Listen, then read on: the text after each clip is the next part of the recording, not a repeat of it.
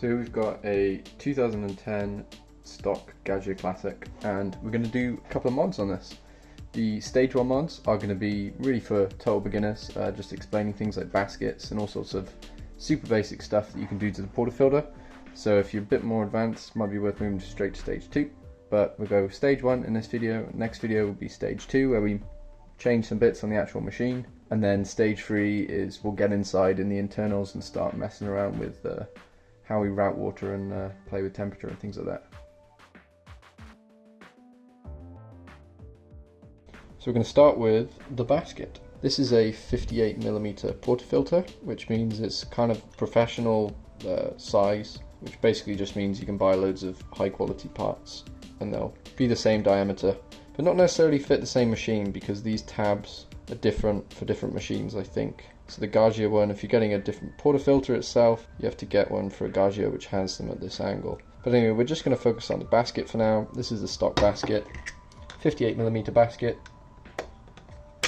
and it's pressurized. So pressurized just means there's holes in the top. That's where your grounds come in. You can pack them in there with this crappy tamp, like that. And then in the bottom, there's just a single hole. So the single hole means that a lot more pressure is going to build up, because all the water is getting pumped in here and it's all got to go through that hole, so you get a really high pressure. I think all of them, definitely the 2010 one I've got, will go up to 15 bar. The reason it pressurizes that high is because you can use really badly ground coffee then, and I think you can even use some kind of coffee pod that this was made to work with, I think. What we're going to do is replace this basket with a decent one. So this is VST. They make really fancy and kind of expensive baskets. This is like 28 quid, but you can get, there's other brands, IMS, and I can't remember, there's a couple of different brands. They're a bit cheaper, but most importantly is the fact that it's depressurized. Got the holes in the bottom, same as that one, and then on the other side though, we have the same holes. So it's not dual layered or anything, it just goes straight through and you can actually see straight through this thing. You see the holes are really nice on this one, which is why it's expensive. Basically those holes are just really highly controlled. There's like a measurement thing here which says about how, something to do with how great the holes are. 58mm portafilter basket. There's two types you can buy. Ridged, you've got a little bump here, and then non-ridged, which just means they're straight. I don't think it makes any difference to the brewing. You do get a little bump on the inside here, but I actually find that useful when I'm tamping to check I've got everything level. So you can get them in different doses, 7 grams up to 25 grams, that'd be insane. I got an 18 gram, which means you can put in between 17 to 19 grams of coffee into this basket, and then whatever ratio you want. So that's pretty standard, but what that'll do is it means you can grind the coffee properly now using a decent grinder. I mean, I've kind of got bare minimum for espresso probably, which is a Wilfer uniform, and we're just gonna pop this straight in. So there we go. Now you've just upgraded the portafilter to like a professional level basket at least. So the basket is not gonna be holding you back in any way, and the pressure is gonna be much lower. Yeah, that's the basket, and it's a really easy mod.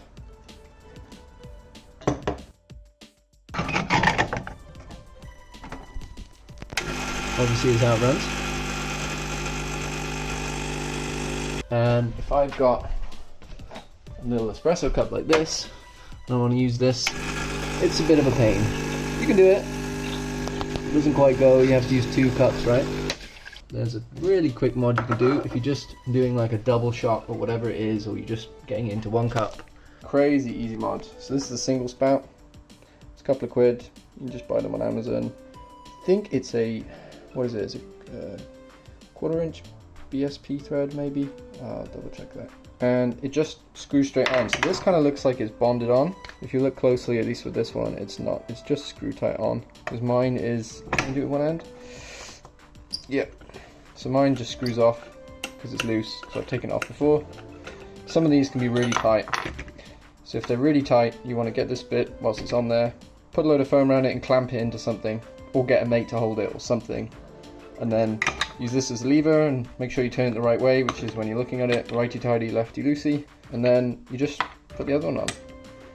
Just a super easy quick mod you can do that, I don't know, doesn't do anything to the flavour I guess, but it made my life easier for a while anyway. Oh.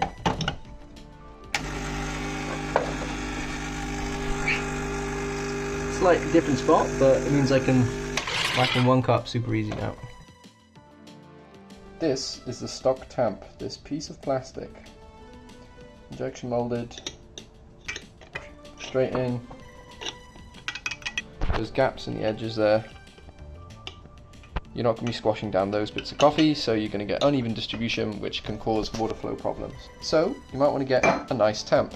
So why is this different to this? Well, it is heavier, it's more solid, kind of feels a lot more stable, and it's also a better fit. So this thing is, I don't know, probably 56 millimeters. I think, yeah, it's a 54 basket. This is 54.3, and this is a 54.4 basket. So I could have got the extra 100 microns, and it would have been sort of airtight, but this is good enough. This tamp's also nice because this top bit unscrews. So yeah, that unscrews, and then if you wreck the bottom of it, you can go and get a new one and stick it in. This is quality of coffee improvement, I would say. You can get one of these, which is a dosing funnel. What does it do? Stick it on top.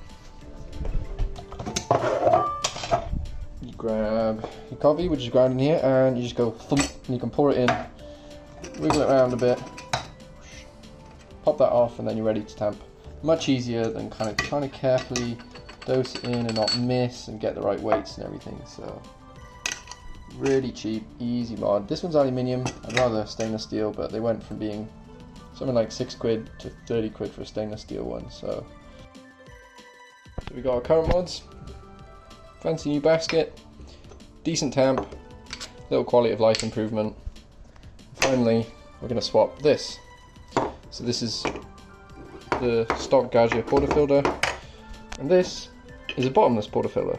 This isn't really needed, it's definitely a more luxury item, but there is one good reason for having it apart from the obvious. So the obvious reasons are, when you put your basket in, you can now see the bottom, so you can see the flow of water going through the basket, and you can see exactly how it channels, if you've got channeling problems, that is. So if you prepped your puck badly, say you put the tamp in at an angle, or you've got higher bits of compaction, or whatever it is, you can see all the coffee coming around, and I'll show you a video of that now.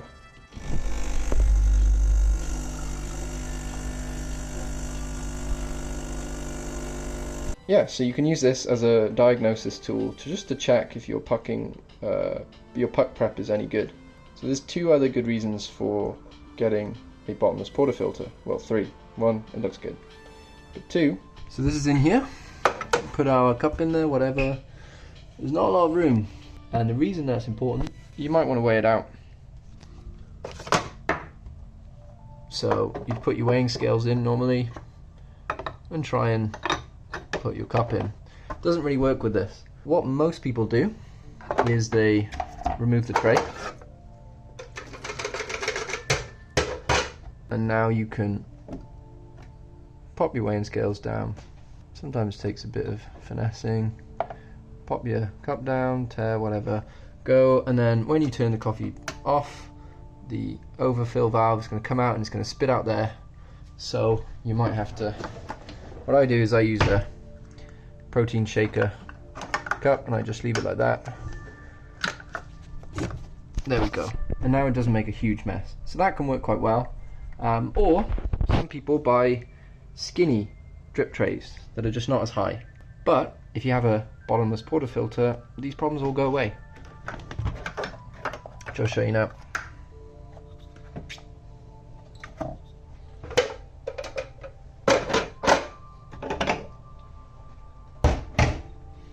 So this is our standard set. So we've got our scales in. We'll put the, say you've got that fill of coffee, pop that in. We've got loads of room there, so we can get our espresso cup in. Then we don't have to worry about the over pressure valve. Just that's going to spit out straight into the drip tray, and it means at the end, when we're done making our coffee, we can put the whole thing off, and the puck is going to drip into the drip tray and not make a huge mess. That's a pretty good reason for getting the bottomless portafilter, I think.